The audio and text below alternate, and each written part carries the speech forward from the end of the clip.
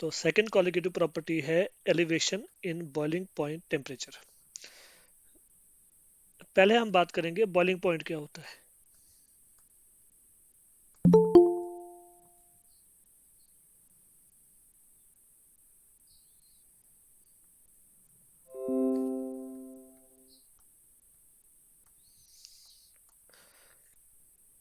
एक लिक्विड का boiling point क्या होता है?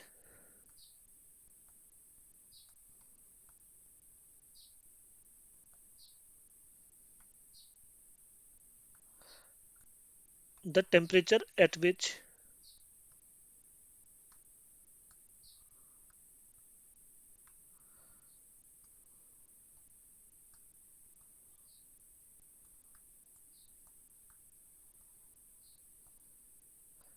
the vapor pressure of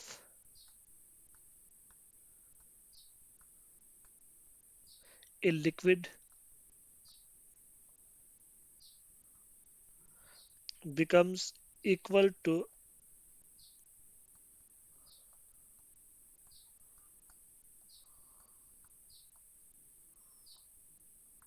the pressure on its surface।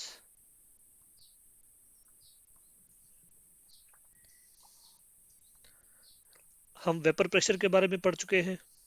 एक लिक्विड का वेपर प्रेशर क्या होता है, वो किन फैक्टर्स पे डिपेंड करता है, और हमने ये भी देखा कि वेपर प्रेशर पर क्या इफेक्ट होता है जब हम उसमें कोई सोल्यूट ऐड करते हैं। जैसे पिछले लेक्चर में हमने पढ़ा था कि जब हम नॉन वोलेटाइल सोल्यूट ऐड करते हैं किसी सॉल्वेंट में, किसी लिक्विड में, तो उससे उसका वेपर प्रेशर डिक्रीज हो जाता है। अब बॉइलिंग पॉइंट क्या होता है? ये वो टेम्परेचर होता है जिस टेम्परेचर पर एक लिक्विड का वेपर प्रेशर इक्वल हो जाता है किसके? To the pressure on its surface. एक लिक्विड की सरफेस के ऊपर क्या प्रेशर होता है? अगर एक लिक्विड ओपन कंटेनर में है, जैसे मान लो इस तरह से एक लिक्विड है ओपन कंटेनर में, तो इस लिक्विड की सरफेस पर जो ऊपर से प्रेशर है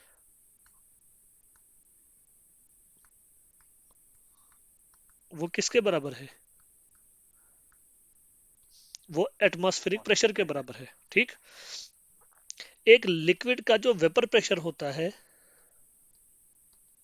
एक लिक्विड का वेपर प्रेशर जब वो नॉर्मल टेम्परेचर पे है या रूम टेम्परेचर पे है, तो ये वेपर प्रेशर होता है लेस देन एटमॉस्फेरिक प्रेशर। आप मुझे बताओ एटमॉस्फेरिक प्रेशर कितना होता है?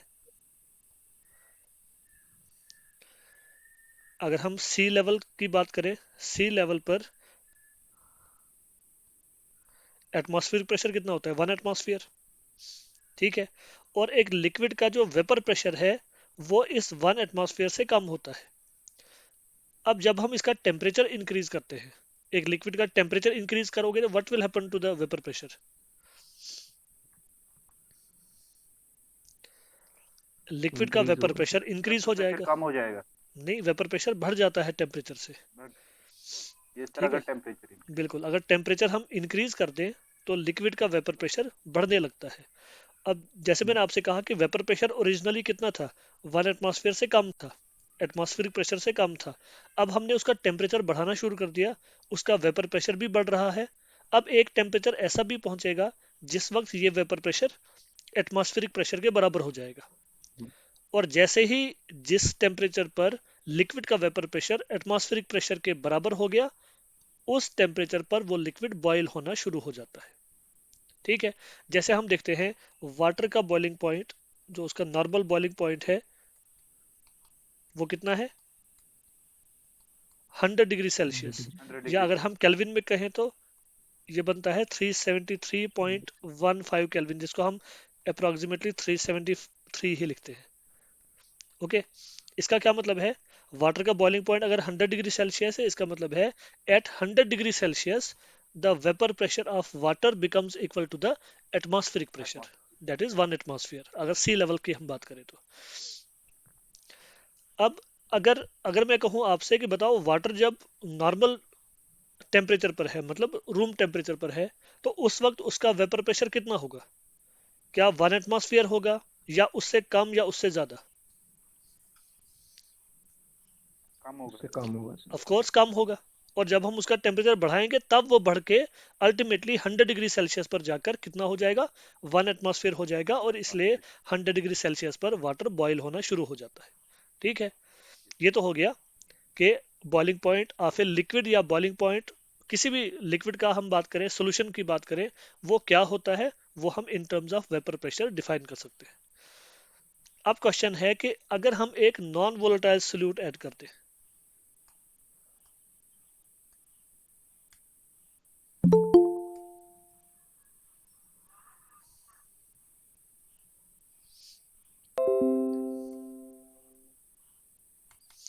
if a non-volatile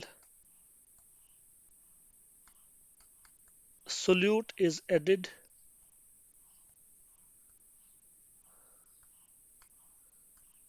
to a liquid,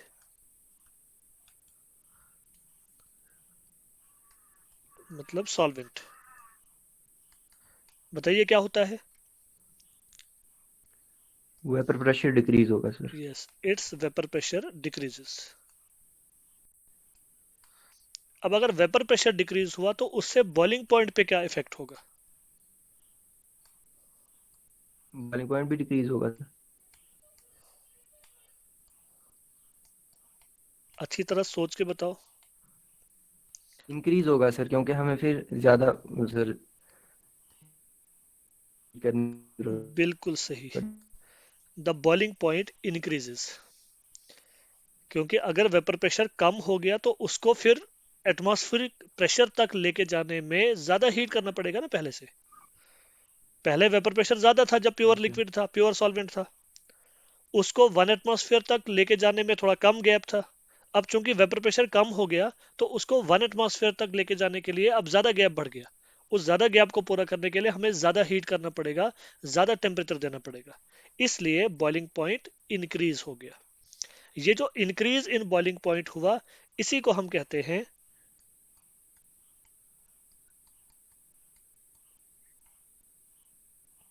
elevation in boiling point. Boiling point temperature है। बॉइलिंग पॉइंट लिखो खाली, या बॉइलिंग पॉइंट टेम्परेचर लिखो, एक ही बात है।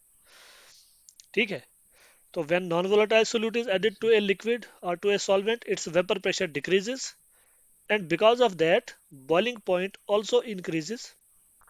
Boiling point increases, and that increase in boiling point is called as elevation in boiling point. Boiling. ठीक है, हम एक ग्राफ से इस पॉइंट को रिप्रेजेंट कर सकते हैं। इस ग्राफ में हम एक तरफ लेंगे वेपर प्रेशर और दूसरी तरफ लेंगे टेम्परेचर इन केल्विन। ठीक है,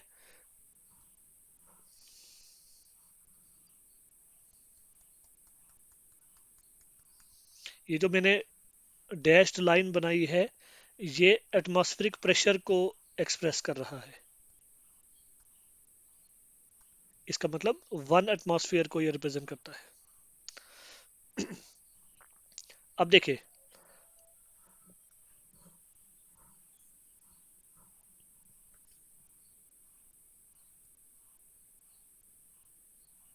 ये देखिए, ये जो मैंने ग्राफ बनाया है, ये एक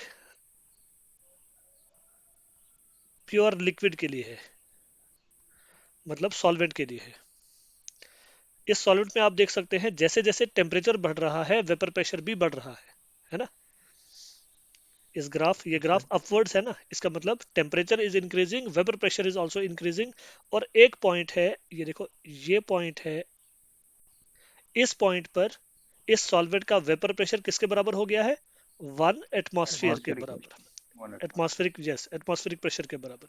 इसका मतलब इस पॉइंट पर जो टेम्परेचर होगा वो टेम्परेचर क्या कहलाएगा? Boil point sir, initial boiling point या फिर नहीं, इनिशियल नहीं, सीधा boiling point. Yes sir, boiling इस पॉइंट। टेम्परेचर पर सॉल्वेंट का वेपर प्रेशर एटमॉस्फेरिक प्रेशर के बराबर हो गया, तो इसको हम कहेंगे boiling point boiling of the solvent, boiling point of the pure solvent.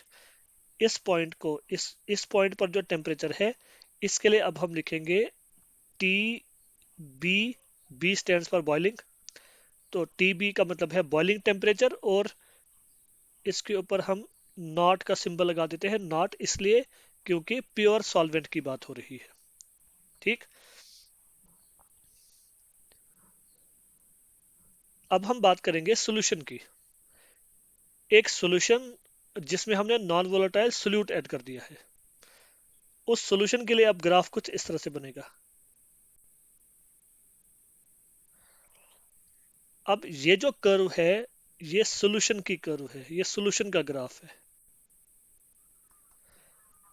कौन सा सॉल्यूशन? जिस सॉल्यूशन में हमने नॉन वोलेटाइल सोल्यूट ऐड किया है। अब मुझे आप बता सकते हैं कि ये ग्राफ सॉल्वेंट वाली कर्व से नीचे क्यों है, ये उसके ऊपर क्यों नहीं बनाया हमने? क्योंकि हमने पहले ही तो सर पढ़ा है। इसको टेम्परेचर हाई देना पड़ता है बॉइलिंग हमें। पॉइंट डिक्रीज नहीं, होता पहले आप इस बेस पर बताओ ना, ये नीचे क्यों है? नीचे का मतलब है वेपर प्रेशर की टर्म्स में आप बताओ, क्योंकि वेपर प्रेशर है ना इस एक्सिस पर, वर्टिकल एक्सिस पर, है। वर्टिकल वेपर एक्सिस प्रेशर पर। यस सर, डिक्रीज हुआ वेपर सर। प्रेशर डिक्रीज हुआ है। यस बिल्कुल, क्योंकि जब हमने नॉन वोलेटाइल सोल्यूट ऐड किया तो वेपर प्रेशर डिक्रीज हुआ, तो वर्टिकली ये जो ग्राफ होगा ये सॉल्वेंट से नीचे होगा। ठीक है, अब इस सॉल्यूशन में भी वही चीज होगी, जब आप टेम्परेचर इंक्रीज करोगे तो वेपर प्रेशर इंक्रीज हो जाएगा।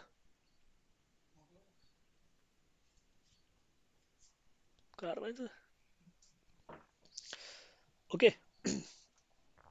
तो सॉल्यूशन का भी वेपर प्रेशर बढ़ रहा है टेम्परेचर के साथ। और इस पॉइंट पर देखो, अब ये जो पॉइंट है, इस पॉइंट पर सॉल्यूशन का वेपर प्रेशर किसके बराबर हो रहा है? Atmospheric atmospheric pressure. प्रेशर के बराबर। तो इस, एटमॉस्फेरिक हाँ, प्रेशर। इस पॉइंट पर जो अब टेम्परेचर होगा, इस टेम्परेचर को अब हम क्या कहेंगे? Elevation in boiling. नहीं, इस पॉइंट को अब हम कहेंगे बॉइलिंग पॉइंट ऑफ सॉल्यूशन, है यस ना? सर।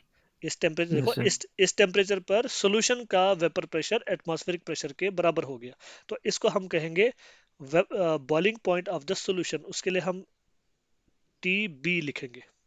ओके, तो ये जो टी बी नॉट था, it was boiling point of pure solvent, और टी बी क्या है? It is the boiling point of solution. अब सोल्यूशन। आप देख सकते हैं किसका बॉइलिंग पॉइंट ज्यादा है? सॉल्यूशन का बॉइलिंग पॉइंट ज्यादा है। इस वाली एक्सिस पर अब आप देख लो, बॉइलिंग पॉइंट ऑफ सॉल्यूशन ज्यादा है, boiling point of pure solvent कम है। और दोनों के बीच में अगर हम डिफरेंस देखें, इन दोनों के बीच में अगर हम डिफरेंस देखें, वो डिफरेंस होगा किसके बराबर? Elevation in elevation. Boiling point के बराबर। उसके लिए अब हम लिखेंगे delta T B. Okay, yes sir. तो अब मैं यहाँ पर ये ग्राफ आप जल्दी से ड्रा कर लो। मैं इसको ऐसे साइड पर रख देता हूँ, और यहाँ पर हम लिखेंगे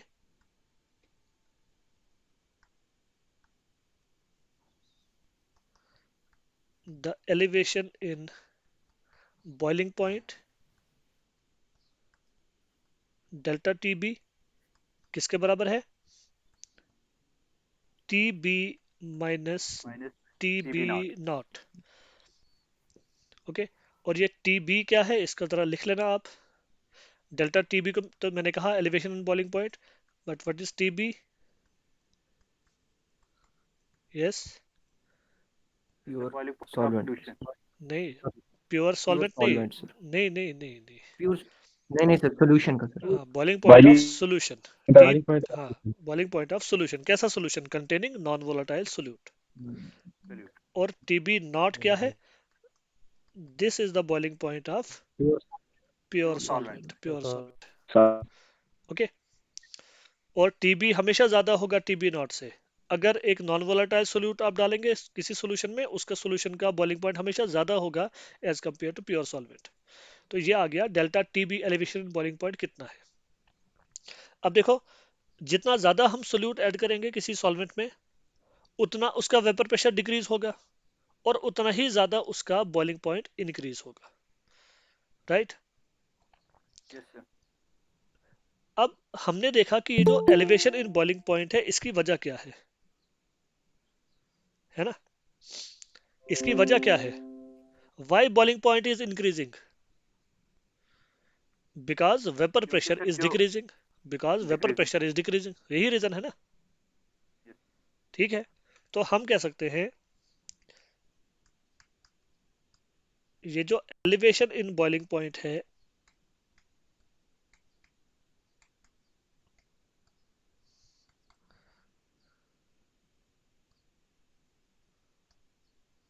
it depends on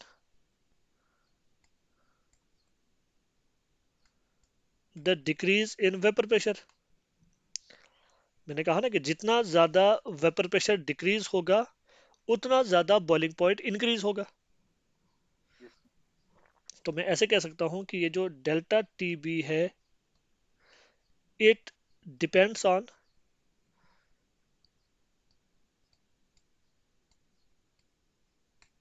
the lowering of vapor pressure। decrease in vapor pressure means lowering of vapor pressure। और ये जो lowering of vapor pressure था, ये डिपेंड करता था XB पर। ये हम ऑलरेडी पढ़ चुके हैं, यस सर। ठीक है ना? हमने पढ़ा था ना, relative lowering of vapour pressure is, देखो मैं यहां पर लिख लेता हूं, हमने ऐसे पढ़ा था, P A not minus P S yes upon P A nought ये nought. Is equal to X B, ये कल हमने पढ़ा था। Yes sir. इसमें लोअरिंग ऑफ वेपर प्रेशर क्या है? ये P A not minus P S, यही था ना, yes sir. Lowering of yes vapour sir. Pressure. Vapour pressure. ये जो पी ए नॉट है ना डिनोमिनेटर में, इसको अगर मैं यहां पर ले जाऊं राइट हैंड साइड पर, ये क्या बन जाएगा? Yes sir. ये nought X P A minus. Nought minus P S is equal to P A nought X B. क्या आप जानते हैं ये पी ए नॉट एक कांस्टेंट है? Yes, sir. एक सॉल्वेंट के लिए पी ए नॉट कांस्टेंट है ना? एक प्योर सॉल्वेंट के लिए कितना वेपर प्रेशर होगा वो Yes, sir. कांस्टेंट है। और इस कांस्टेंट को और ये जो इक्वल टू, इन दोनों को मिलाकर बताओ क्या बनेगा? Directly proportional to directly XP. Proportional बनेगा। तो इसलिए ये जो लोअरिंग ऑफ वेपर प्रेशर है P A not minus P S, it is directly proportional to X P, वही मैंने यहाँ पर लिखा है। पहले मैंने कहा delta T B is directly proportional to lowering of vapour pressure, फिर मैंने कहा lowering of vapour pressure is directly proportional to X B. Therefore इन दोनों से मैं ऐसे कहूंगा कि delta T B is directly proportional to X B. Okay,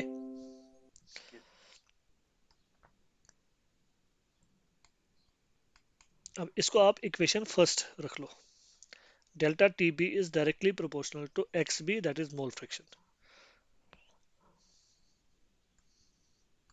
now delta T B is equal to, अब एक कांस्टेंट लगेगा ना, वो कांस्टेंट रख लो आपके, कांस्टेंट ऑफ प्रोपोर्शनलिटी के इनटू एक्स बी।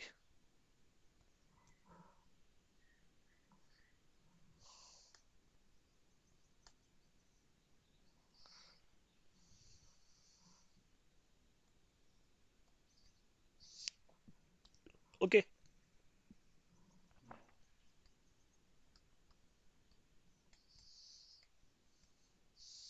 अब ये एक्स बी किसके बराबर है वो भी आप जानते हैं, एक्स बी होता है N B divided by N A plus N B, right? Yes sir. ठीक है, number of moles of solute divided by total number of moles of solute and solvent, या total number of moles of solution.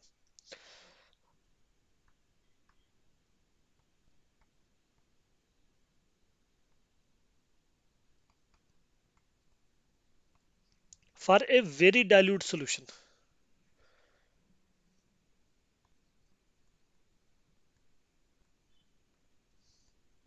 N B is very small as compare to N A. हम very dilute solution की condition क्यों ले रहे हैं? क्योंकि colligative properties की definition में हमने पढ़ा था, these are the properties of dilute solutions. तो जब सॉल्यूशन बहुत ज्यादा डाइल्यूट होगा तो एन बी की वैल्यू एन ए के मुकाबले में बहुत कम होगी, उस केस में हम क्या करते हैं? एन बी को सर निगलेक्ट करेंगे। बिल्कुल, एन बी को हम निगलेक्ट करेंगे। कहाँ से निगलेक्ट करेंगे? डिनोमिनेटर से। बिल्कुल, डिनोमिनेटर से। क्यों?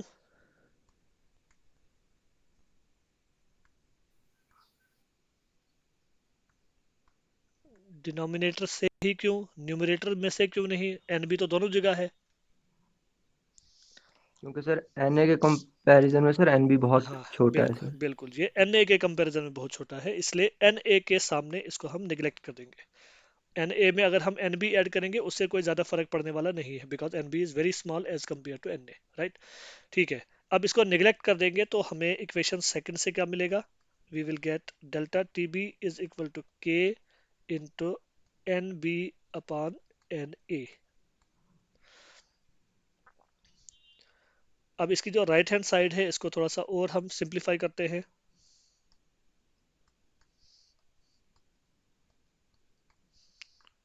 एन बी को हम एज सच रखते हैं और एन ए किसके बराबर है ये लिख लेते हैं। N A is equal to W A upon M A, number of moles of solvent है ना N A, it is equal to mass of solvent upon molar mass of solvent, W A upon M A. आप लोग साथ साथ में note कर रहे हैं?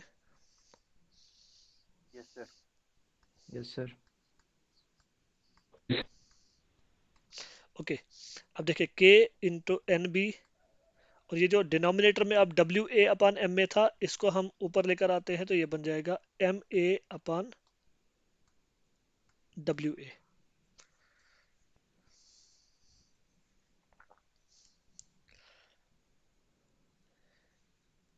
इन इक्वेशंस में सभी टर्म्स का मीनिंग आपको पता होना चाहिए। डेल्टा टी बी का मीनिंग है elevation in boiling point. K क्या है? It is just a constant of proportionality. N B आप जानते हैं number of moles of solute. और डब्ल्यू ए और एम ए क्या है ये भी मैंने बता दिया, मास ऑफ सॉल्वेंट और मोलर मास ऑफ सॉल्वेंट। अब आप यहाँ पर देखो, ये जो एन बी और डब्ल्यू ए है इस वाले पार्ट को इसमें से अलग निकालते हैं। N B upon W A, N B का मतलब था number of moles of solute और डब्ल्यू ए का मतलब है मास ऑफ सॉल्वेंट। और number of moles of solute upon mass of solvent इसको हम कहते हैं मोलैलिटी। ओके, हमने कंसंट्रेशन टर्म्स में पढ़ा था मोलैलिटी क्या होता है, it is the number of moles of solute per kilogram of solvent या पर मास ऑफ सॉल्वेंट। तो N B upon W A के लिए अब हम लिख सकते हैं मोलैलिटी, मोलैलिटी का सिंबल है स्मॉल एम। ओके, अब इसके अलावा देखो राइट हैंड साइड पर और क्या बचा है? के और M A. What is K? K is a constant of proportionality and what is M A? It is a molar mass of solvent, Molar ये भी mass of the कांस्टेंट है। solvent. एक सॉल्वेंट, एक गिवन सॉल्वेंट के लिए जैसे water है उसके लिए मोलर मास तो हमेशा कांस्टेंट रहेगा। तो अगर मैं इन दोनों को आपस में मल्टीप्लाई कर दूं, क्योंकि दोनों कांस्टेंट्स हैं तो इन दो कांस्टेंट्स का प्रोडक्ट भी एक कांस्टेंट ही होगा, राइट।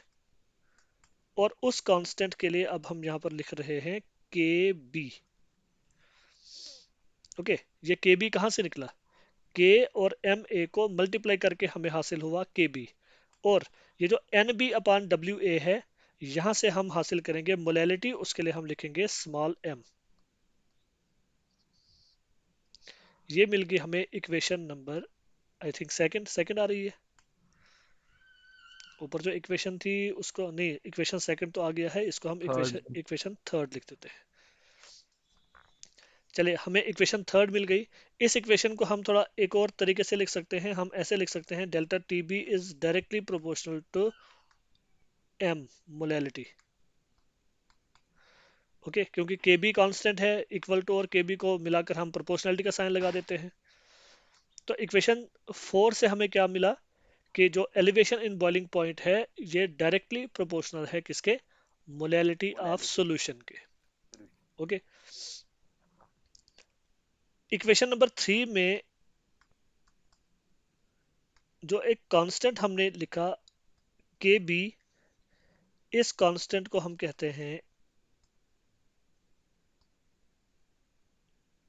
Molal elevation constant.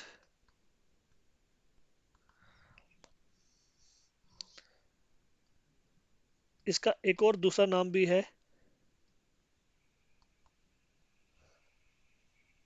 और वो नाम है इबुलियोस्कोपिक कांस्टेंट। इसके बारे में हम बात करेंगे, इसको हम डिफाइन भी करेंगे। पहले आप देख लो, इक्वेशन नंबर 4 से हमें क्या मिला। इक्वेशन नंबर 4 से हमें मिला कि एलिवेशन इन बॉइलिंग पॉइंट जो है वो डायरेक्टली प्रोपोर्शनल है मोलैलिटी के। Molality means concentration of solution.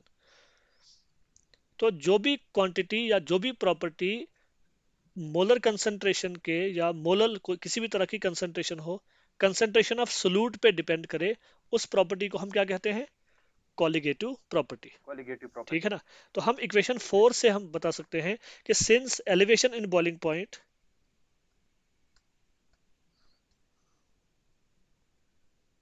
Since elevation in boiling point मतलब delta T B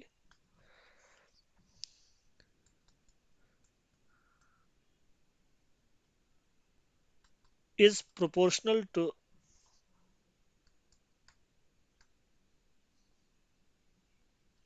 molality, that is concentration of solute in a solution. Therefore, it is a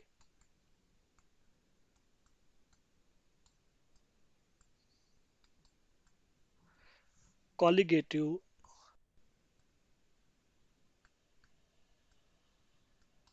property.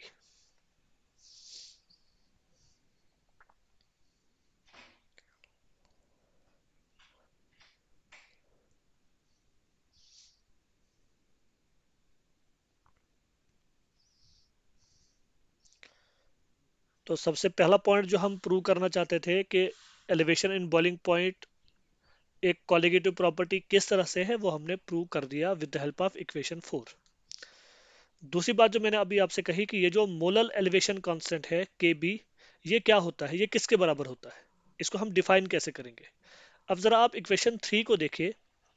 Equation 3 में अगर मैं कहूं कि एक solution की मोलैलिटी 1 है, तो फिर इक्वेशन 3 किसके बराबर होगा? Delta T B equal to K B. Yes, इसके बराबर हो जाएगा। तो देखो, मैं पहले हेडिंग में लिख लेता हूं molal elevation constant.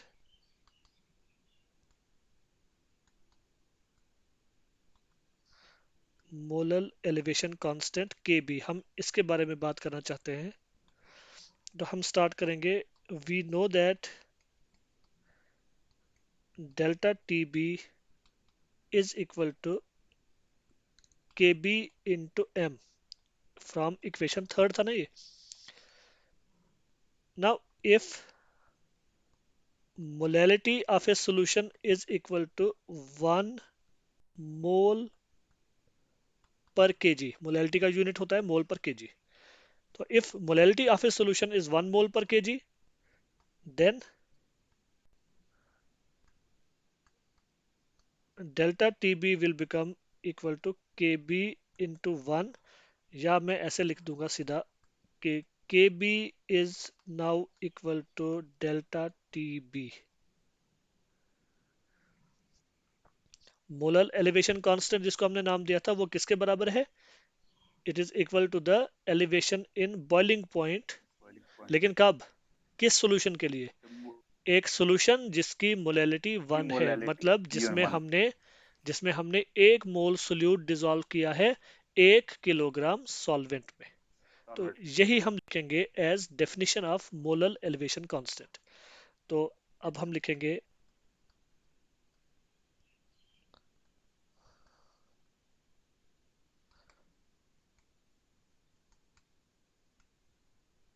Molar elevation constant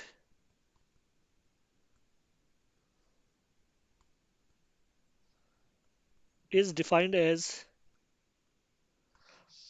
the elevation in boiling point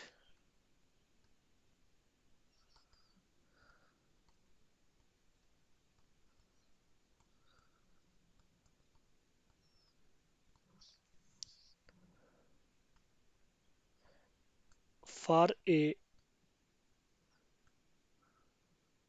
1 molal solution, जिस सॉल्यूशन की मोलैलिटी 1 हो उसको हम कहते हैं 1 मोलल सॉल्यूशन। और 1 मोलल सॉल्यूशन कौन सा सॉल्यूशन है? That is a solution containing 1 mole of solute. containing 1 mole of solute. 1 mole of solute in 1 kg of a solvent. This is 1 molar solution. 1 molar solution के लिए जितना elevation in boiling point है वही उसका molar elevation constant भी है।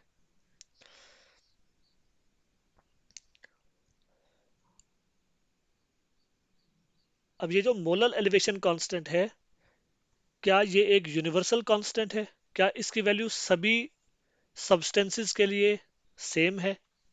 नहीं, ये देखा गया है कि मोलर एलिवेशन कांस्टेंट की वैल्यू डिफरेंट सॉल्वेंट्स के लिए डिफरेंट है। केबी की वैल्यू ये डिपेंड करती है on the nature of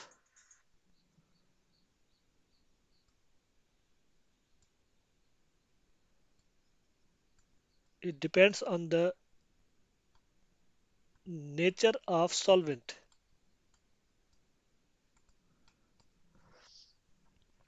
okay, ये सोल्यूट पे डिपेंड नहीं करता, टेम्परेचर पे, प्रेशर पे डिपेंड नहीं करता, या अगर हम कहें सॉल्वेंट का अमाउंट कितना है उस पे डिपेंड नहीं करता, कंसंट्रेशन पे डिपेंड नहीं करता। ये सिर्फ और सिर्फ किस पे डिपेंड करता है? It depends on the nature of the solvent. जैसे वाटर है तो वाटर के लिए केबी की वैल्यू फिक्स रहेगी, चाहे उस वाटर का अमाउंट आप कितना भी रख लो, उस वाटर में कोई भी सोल्यूट आप डाल दो, वाटर के केस में केबी की वैल्यू कांस्टेंट रहेगी। इसी तरह से अगर आप सॉल्वेंट चेंज कर देंगे, जैसे मान लो वाटर के बदले अब आपने सॉल्वेंट ले लिया बेंजीन या अल्कोहल, तो इसकी वैल्यू भी, केबी की वैल्यू भी चेंज हो जाएगी। ठीक है, डिफरेंट सॉल्वेंट्स के लिए डिफरेंट वैल्यूज, लेकिन सेम सॉल्वेंट के लिए केबी की सेम वैल्यू रहेगी। बात क्लियर होगी?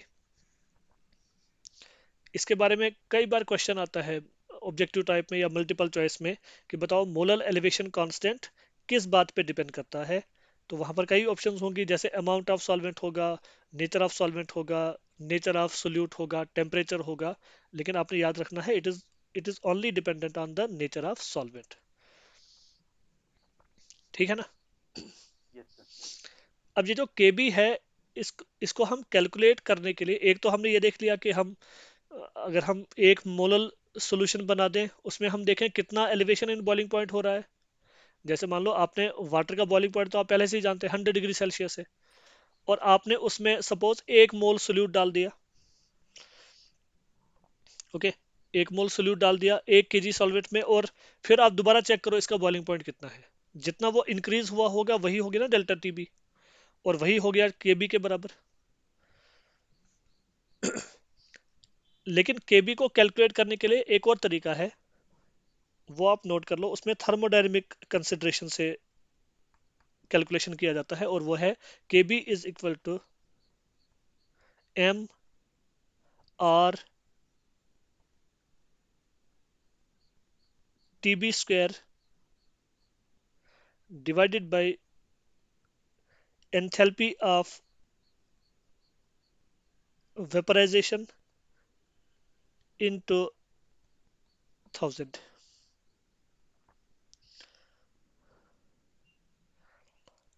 ओके, के बी कैलकुलेट करने के लिए ये एक इक्वेशन भी हमारे पास है, और इस इक्वेशन में आप देखो के बी तो हमको पता है, what is M?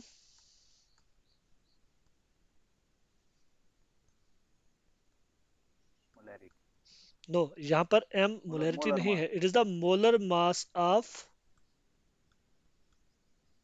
Solvent. Molar mass of solvent. Yes, pure solvent, क्योंकि मैंने कहा ना केबी की वैल्यू सिर्फ सॉल्वेंट पे डिपेंड करती है। Are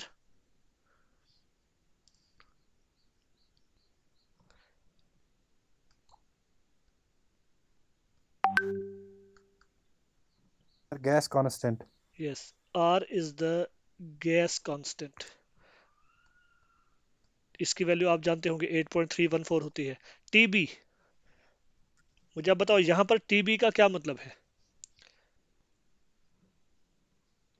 elevation in boiling. नहीं, एलिवेशन तो डेल्टा टीबी होता है।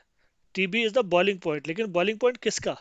देखो ऊपर हमने एक जगह पे लिखा था TB is the boiling point Solvent. Of solution, लेकिन सॉल्यूशन नहीं, यहाँ पर टीबी का मतलब है boiling Gas point of solvent. Solvent.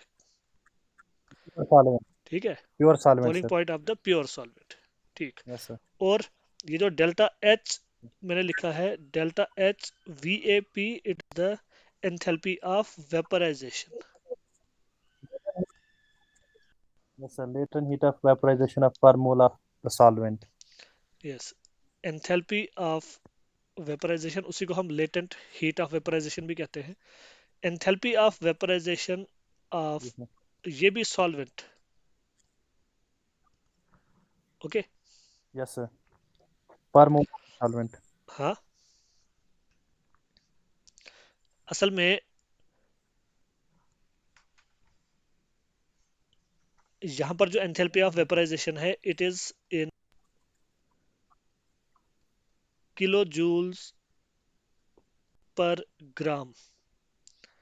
जब हम, सर टीबी जो है ये बॉइलिंग पॉइंट ऑफ सॉल्वेंट है या हाँ नहीं, सॉल्यूशन है? यहाँ पर ये सॉल्वेंट है। अगर आप Yes, चाहो sir. तो इसको Solvent. टीबी, आप चाहो तो इसको टीबी नॉट लिख दो। देखो enthalpy of Yes, sir. Vaporization जो होता है वो हम kilo joule per Late. Mole में लिखते हैं, लेकिन यहाँ पर Yes, जो ये sir. डेल्टा एच वेपराइजेशन है, it is in kilo joule per gram, और इसको हम कहते हैं Orange one. कौन सा? Latent Latent heat. Heat Heat of of vaporization. vaporization per. Okay. Yes, sir. Yes, sir.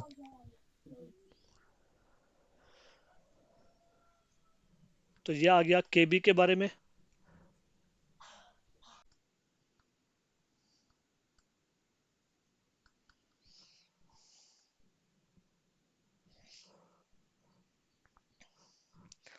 तो अब है calculation of observed molar mass of solute. Elevation in boiling point की मदद से हम एम बी कैलकुलेट कर सकते हैं, जिसको हम observed molar mass of solute कहते हैं। वो हम कैसे करेंगे? वी नो दैट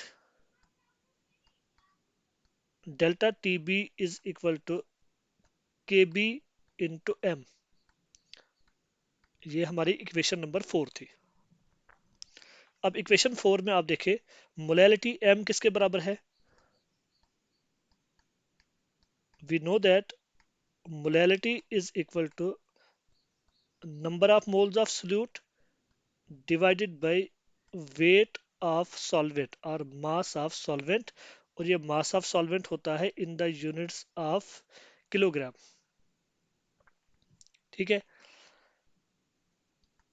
अब एन बी हम जानते हैं, number of moles of solute, ये होता है equal to W B upon M B, मतलब mass of solute divided by molar mass of solute upon W A था mass of solvent in kilograms. अगर ये मास ऑफ सॉल्वेंट ग्राम्स में हो तो इसको हम 1000 से डिवाइड कर देंगे, सो दैट ये किलोग्राम में कन्वर्ट हो जाए। तो इस तरह से हमें क्या मिला? m किसके बराबर मिला? W B upon M B, और ये जो डब्ल्यू ए अपॉन 1000 था, इसको आप ऊपर लाओ तो ये बन जाएगा 1000 डिवाइडेड बाय डब्ल्यू ए। अब ये जो मोलैलिटी की वैल्यू हमें मिली, ये वैल्यू अब हम पुट करेंगे इक्वेशन नंबर 4 में। Therefore equation 4 gives us delta T B is equal to K B into, molality है तो मोलैलिटी के बदले अब हम लिख देंगे W B upon M B into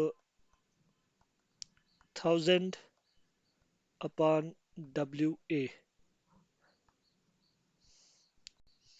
equation 5 रख दो इसको। इस इक्वेशन 5 की मदद से अब हम observed molar mass of solute calculate कर सकते हैं।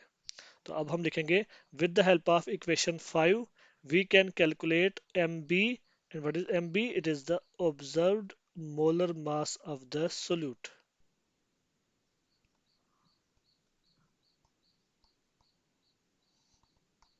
ठीक है, अगर हमें बाकी सारी वैल्यूज पता हो, हमें डब्ल्यू बी पता हो, मास ऑफ सोल्यूट पता हो, मास ऑफ सॉल्वेंट पता हो, डब्ल्यू ए, के बी की वैल्यू हमें पता हो, वो हमें सॉल्वेंट से पता चल जाएगी कि सॉल्वेंट कौन सा है। और फिर हम एक्सपेरिमेंटली जब डेल्टा टी बी निकाल लेंगे, एलिवेशन इन बॉइलिंग पॉइंट निकाल लेंगे, तो हम इन सभी वैल्यूज को पुट करके इक्वेशन 5 में से एम बी मतलब observed molar mass of solute calculate कर सकते हैं। एक इंपॉर्टेंट पॉइंट यहाँ पर आप नोटिस कर सकते हैं कि ये जो एलिवेशन इन बॉइलिंग पॉइंट है, डेल्टा टी बी और मोलर मास ऑफ सोल्यूट, ये दोनों आपस में इनवर्सली प्रोपोर्शनल है। सभी कॉलिगेटिव प्रॉपर्टीज मोलर मास के इनवर्सली प्रोपोर्शनल होती है।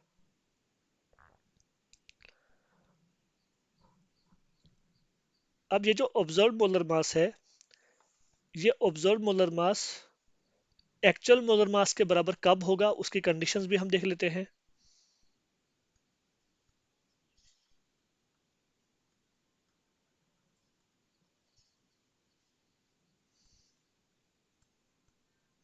observed molar mass of solute is equal to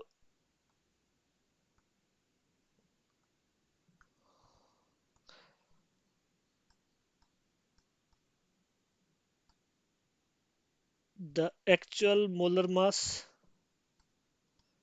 if पहली शर्त है the solute is non volatile। दूसरी शर्त है if the solution is dilute। कितना dilute? लेस देन 5% इसकी कंसेंट्रेशन होनी चाहिए। और तीसरी कंडीशन है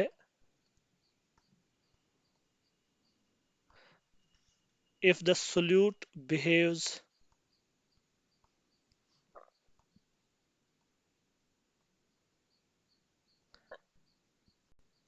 normally in the solution। Solute behaves normally in the solution, that is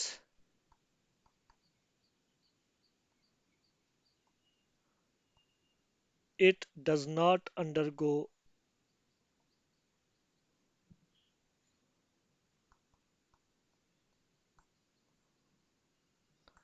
dissociation or association in the solution। Solute के जो मॉलिक्यूल्स हैं, सोल्यूट के जो पार्टिकल्स हैं, वो ना तो डिसोशिएट होने चाहिए और ना एसोशिएट होने चाहिए सोल्यूशन में। अगर ऐसा होगा तो हम कहेंगे सोल्यूशन ये जो सोल्यूट है ये नॉर्मली बिहेव कर रहा है। और अगर डिसोसिएशन या एसोसिएशन हो जाए तो फिर नॉर्मल बिहेवियर नहीं होगा। उस केस में ऑब्जर्व्ड मोलर मास एक्चुअल मोलर मास के बराबर नहीं मिलेगा।